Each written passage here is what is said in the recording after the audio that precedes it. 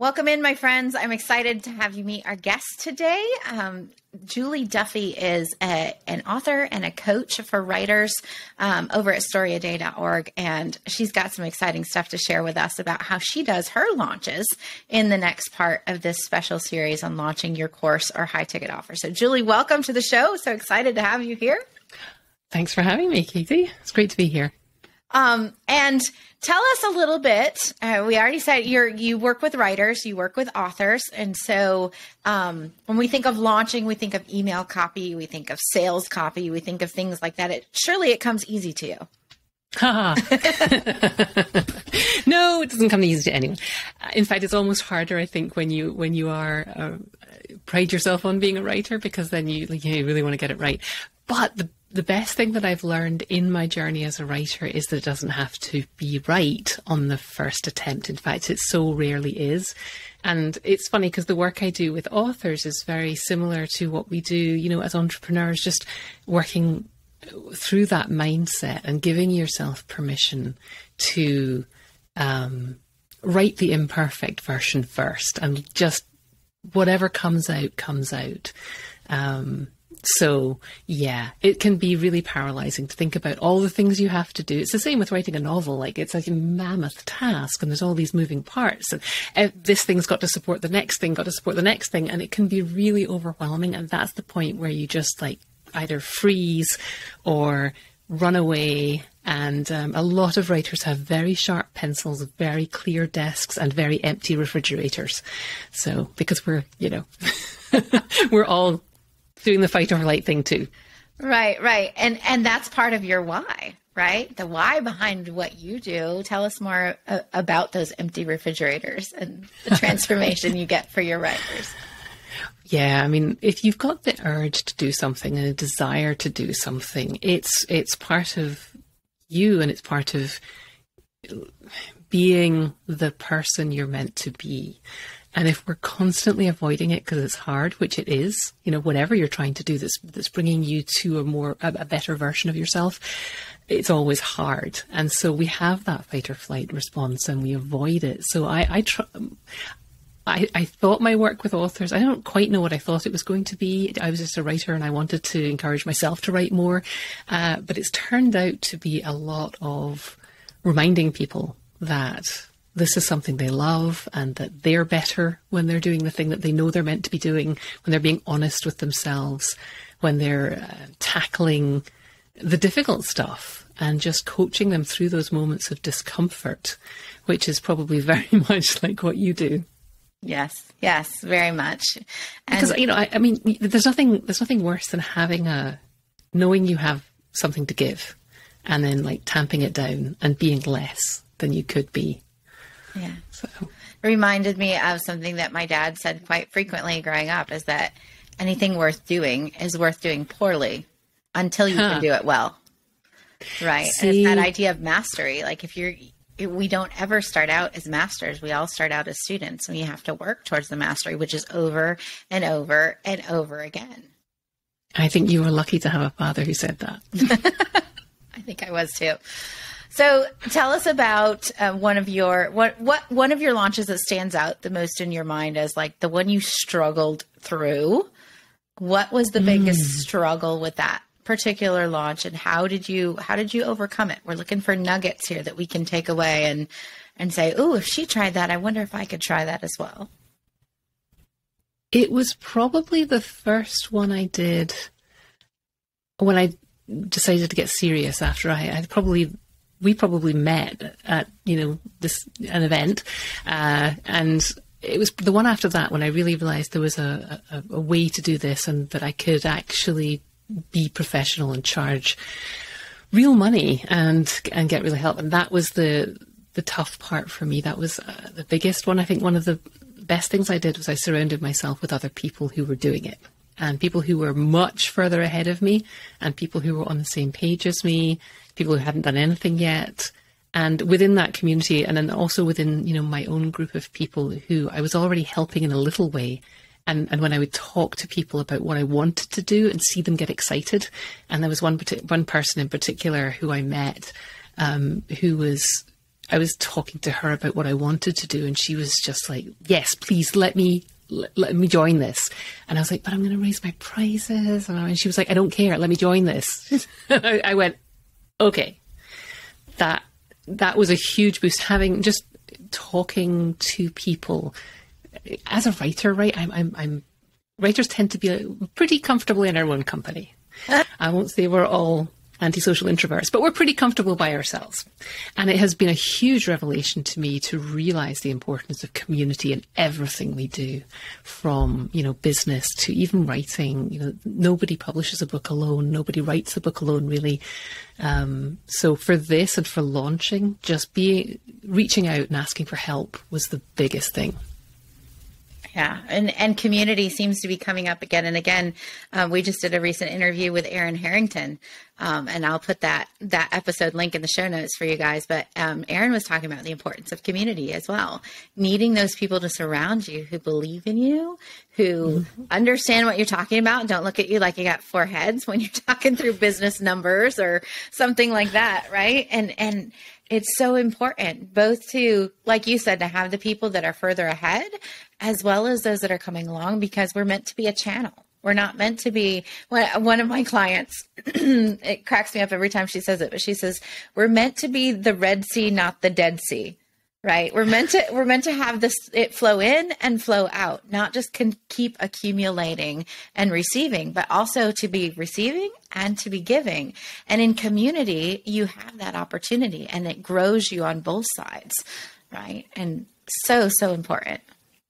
And I think it's sometimes a hard lesson for people who are striving to be really good at what they do, to allow yourself the humility to say, it's okay to ask for help. It's okay to say, I don't really know what I'm doing in this aspect of this thing that I'm doing. And I bet somebody, you don't have to be the smartest person in the room. It's such a relief. Yeah, I was just reading a book recently talking about how in schools so often we're taught that we need to get the A in every subject level. We need to get 100%. We got to be at the top of our class in every area. But in real life, that's not the way it is. In real life, you embrace the thing you're good at, and you hire out or get help with the other things that you're not good at. And it's such a difficult lesson. I think it's so important to be teaching our kids, our communities, our students, our clients, everyone. Like, it's okay to not be good at something. And in fact, you can find the person who is, and you can help each other. Yeah, I mean, you look at anyone who excels in their field, they're probably not that well-rounded a person. They're probably not good at the thing you do.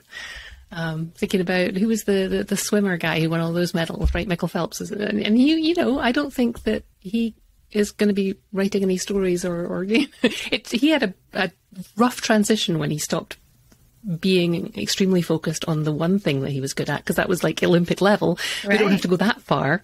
But if you want to be good at something, some things you have to say no to some other things. Yeah. Yeah. What are some of the things you feel like you're really good at in launching? Ooh, that's an uncomfortable question for someone who was brought up in Britain. What are you good at? However, I have lived in America for a while, so let me channel that. I think what surprised me is I'm good at putting people at their ease and letting them see. I'm good at creating community and bringing together nice people, supportive people. I think setting that tone and saying, this is what you're coming into. So although it was very weird for me as a writer to be doing video at first, I discovered that by doing video and by doing appearances, like this, or calls directly with people, or group coaching calls, people could see that they could see themselves in this group, and they could see themselves in me. And it made them much more comfortable, and it seems to attract the right kind of people to my group. So I think putting together a cool group and setting an example of, we're here to be supportive of each other, and just sort of gently setting the example that there's no room for meanness in my group. Honesty, sure. Meanness, not so much. So I think that works. And I think my personality comes through in my writing and in my videos and stuff. So I think that's the thing that people want. I sometimes read people's copy when they're asking for help with launches, and it's very clinical. And again, I think this goes back to education as well. We're taught to strip out all the personality from everything we do to fit into the mold of traditional schooling. And I don't think it serves us ever, especially not in the real world. We're taught to be transactional. And I think people these days want to work with a person, not a company. Yeah, and we all thought we had to be very polished and professional, and no, I think it's people don't. They want to work with people they like, and it's okay for your fifth grade English teacher to go and rest in your memory now. It doesn't really matter if your grammar's perfect. If you spell a word wrong, I do stuff like that, and I always prided myself. If I've sent out emails with typos in them, and sometimes someone will call me up on it, and I just send an email back going, "Oh yeah, great, thanks." The more human you are, I think, the better. I love that. Be human to help humans, right? Yeah, and admit when you make mistakes. I think that's something I'm pretty good at now. I think I had to learn that. I don't think I was good at it when I was a kid, but now I'm very quick to admit if I make a mistake and, joke about it or ask for help or apologize, and ask for help fixing it. I think just honesty and being human to help humans. I love that. I might steal that. And so how long do you ramp up to your next launch? Like, I know a little bit about your background, so that may be where this question is coming from, but I know most of us launch bigger things a few times a year. What does the sort of the runway or the ramp up to your launches, what does that look like for you in terms of what you're doing, how far in advance? I'm getting better. I'm very much the kind of person who sort of like leaps and builds the parachute on the way down. So it used to be very sketchy and very last minute, but I'm realizing that the energy I get from the chaos is not necessarily good energy. And it doesn't mean that it's not a long-term solution. So I'm getting better. I'm, following the plan these days. I send out my shot across the bow. I mean, I've got a challenge that's a fixture on the writing community in May, so people know that's coming. But there are other things that I launch, and people don't necessarily know that along with the challenge, I'm going to be opening up my membership. And there's a course, 6-week course that I open up 2 or 3 times a year. And so for those things in particular, I follow the plan. I get the shot across the bow out probably about a month in advance. I have my emails queued up before open cart, which is usually a week long, because I feel like my people need a little longer to get used to the idea of. And some people can do like a 3-day open cart. My people, it's not a field where people are used to spending money like this. They need a minute to get comfortable with it. So I have my cart open for about a week, and so I'll usually do 3 emails an email every other day for the week before that. And now that I've kind of got into a groove. So for the past 2 or 3 launches, I've taken the emails from the launch before and just tweaked them a little. So I'm not constantly reinventing, which is lovely. Because even, for a writer, I do love to write, but like that creative process of putting all that emotion and getting everything in the right place is exhausting. So it's kind of nice to have the base message and flow, and then I just get to tweak the intros, or and I'll see how it's going, and when I do my if I resend to people who haven't opened the emails, I'll kind of judge the mood of the week, and I might change that intro paragraph on the day. So a lot of it's in place now ahead of time. And how many launches have you done to get there? Well, I launched an email course back in 2011 when I first discovered this world. So did that twice, and then nothing really seriously again until about 2018. Then I did my membership launch. Has been twice a year since then. My course I've launched 4 times, I think. And I launched a 3-day challenge, which is a paid product, which I gave a big splashy launch. And then I sort of quickly put on the evergreen on the end of my welcome sequence. So I launched a lot. And in the last 3 years, I've launched a lot. Not as much as you, but I have launched a lot. That's like 16 times. And I want our listeners to pick up on this, right? We're not talking about someone who's done this once.